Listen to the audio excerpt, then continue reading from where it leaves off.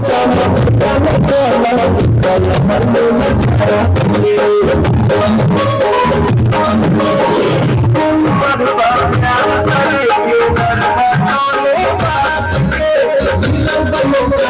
Ghiền Mì Gõ